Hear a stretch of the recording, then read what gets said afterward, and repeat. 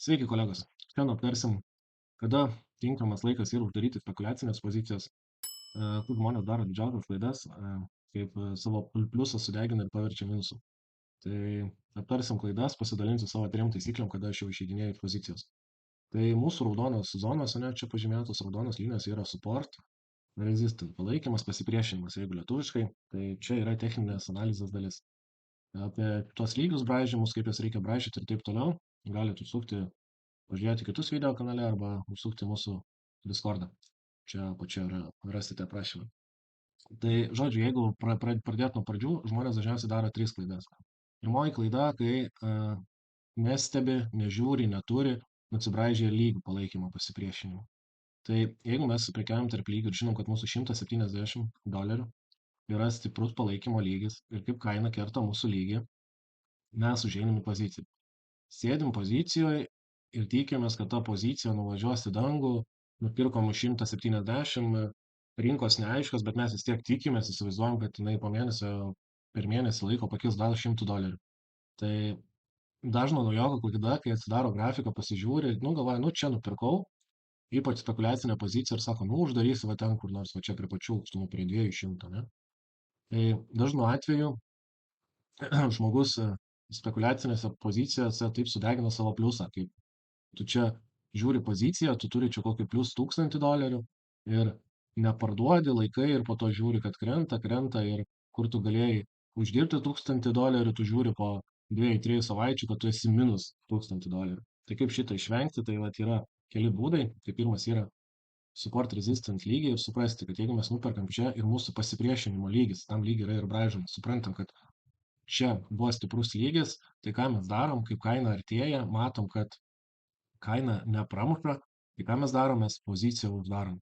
Poziciją uždarom, čia įvyko mūsų treidas. Suprekiavom nuo zonos apačios iki zonos viršaus.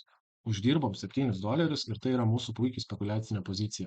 Čia užėjom, mūsų stopas buvo žemiau, o išėjom čia, kai pamatėm, kad rejectina, atmeta, lygis priešinas ir pardavėjai yra stipresni už pirkėjus. Tai pirmoji klaida dažniausiai būna tai, kad žmonės netinkamai nusibraižo palaikymus lygius arba išvis nenaudoja techninės analizės ir neturi jokių lygių. Antroji klaida yra, kai žmonės nestebi kai žmonės nestebi ekonominių naujienų. Jeigu matom, kad mes esame atidarę poziciją, mūsų pozicija puikiai juda ir žinom, kad šiandien turės išeiti bankų palūkanos, turės išeiti šnekės Fed atstovai, federalinio banko šnekės įtakingi žmonės, tos pačios Trumpo kalbos. Tai antra, labai dažna problema būna, kad žmonės nekreipia dėmesio į ekonominės naujienas. Ekonominės naujienos, kai kurios būna labai svarbios, todėl visada reikia stebėti kalendoriją, kas vyksta ir kokiam dienom kas gali būti. Tai jeigu mes jau esam pliusiniai pozicijoje ir žinom, kad bus ekonominės naujienos, tai mums yra labai sveika parduoti poziciją. Kodėl? Nes čia ėjo, pašnekėjo, iš ryto atsidaro, čia būna kaina. Įsigastat, parduodat čia, nes galvojat, kad važiuos toliau į apačią, aišku, po to grįžta vėl iki lygio. Viskas gerai šituo atveju, bet dažnu atveju būna, kad išeina ekonominės naujienos, krenta ir savo pliusinę poziciją, ką galėjot uždaryti, uždarot minusinį poziciją arba uždarote nulį. Todėl antra labai dažna klaida, kad žmonės prekiauja ir nestebi ekonominių naujienų. Ekonominės naujienos, ypač su dabartinė politika ir geopolitinė situacija visą pasaulį yra labai įtempta. Tai kiekviena naujiena, tiek ekonominė, tiek ar iš valdžios atstovų kažkas kalbėtų, visada turi tam tikrą atoveiksmį. Todėl, jeigu matot, kad bus didelis naujienos, tai geriau uždaryti poziciją, parduoti, jeigu esate pliuse, arba jeigu esate, kad ir nedidelė minusė, nežinom, kad gali būti volatyvumo daug ir gali stipriai pajudėti tiek į vieną, tiek į kitą pusę po ekonominių naujienų. Ir trečia klaida yra, kad žmonės nestebi volatyvumo. Volatyvumo, tai va čia yra volume mūsų vadinami. Ir kas atsitinka, kaip pirkėjai perka ir matom, kad volumas pradeda stipriai mažėti.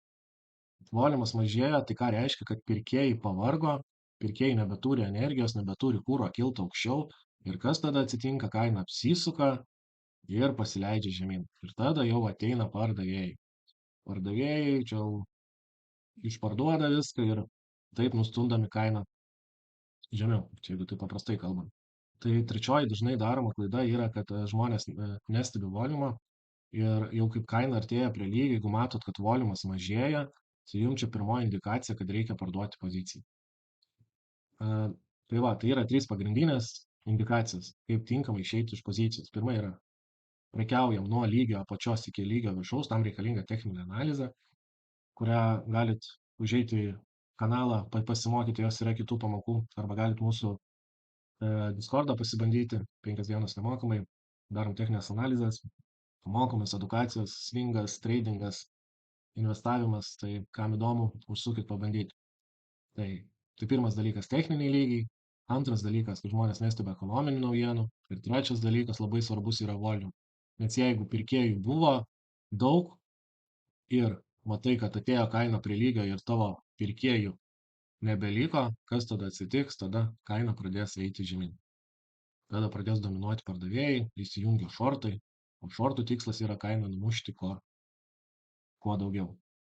Tai va, tai šiandien toks trumpas video. Ačiū, kad žiūrėjote. Jeigu patiko, paspauskit like, subscribe, parašykit komentarą, ar naudinga buvo, ar įdomu. Kam įdomu apie Discord bendruomenę, tai pažiūrėkit dar toliau video, bus trumpas pristatymas. Tai tiek. Ačiū, kad žiūrėjot, draugai. Iki. Taigi pakalbam, ką galim rasti mūsų grupėje. Tai kiekvieną dieną yra SPY naujienos. Sudedami grafikai, sudedamos ekonominės naujienos, lygiai, nuo kurių gali SPY reaguoti. Taip ieškom treidų, žinom rinkai, kurią pusę planuoja judėti, susibraižom atsarginius variantus ir taip toliau. Trading diena čia, kur kalbame kiekvieną dieną per tradinimo sesiją, dalinamės idėjomis, džiaugsmais, nuostoliais, viskuo dalinamės, kur kas geri momentai, kur pamatom, kur atkreipti dėmesį. Investavimo idėjos. Investavimo idėjos yra apie ilgalaikį investavimą. Čia dalinuosi savo idėjomis, kurios mano nuomonė ilgainiui turėtų kilti, kodėl turėtų kilti. Tai čia skiltis apie tai. Swing idėjos, mano nuomonė, yra pagrindinės skiltis. Per savaitę įdedu apie nuo 5 iki 10-15, kažkur tarp 5-15 swingų, kurie greitų momentų turėtų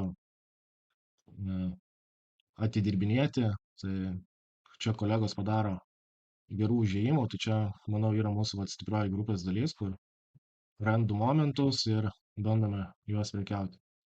Kita tema yra disbalansų grafikai, čia kas naudoja skaičiuoklę, gražus momentai ir taip toliau.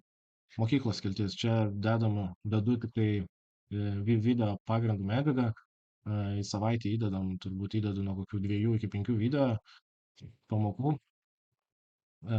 tiek iš praktikos, tiek teorijos, žodžiu, kai kalbam apie aktualias temas, kad šiandien yra svarbu, ką reikia žinoti, ką atkreipti dėmesį. Taip pat labai svarbu yra psichologijos skiltis, čia turbūt irgi vienas svarbiausių temų tiek tradingme, tiek swinge, tiek investavime, tai dalinuosi savo patirtim, kaip iš to gali išeiti, jeigu kažkur stringi, tai kaip su to kovoti. Knygų skiltis, edukacija, po to video, klausimai pagalba, klausom, atsakom, atsakymai, jeigu neina atsakyti raštu, tai dažniausiai padarau įrašau video, taip gali vizualiai pamatyti ir lengviau suprasti esmę. Po to pokalbiai apie viską, naudingos nuorodos.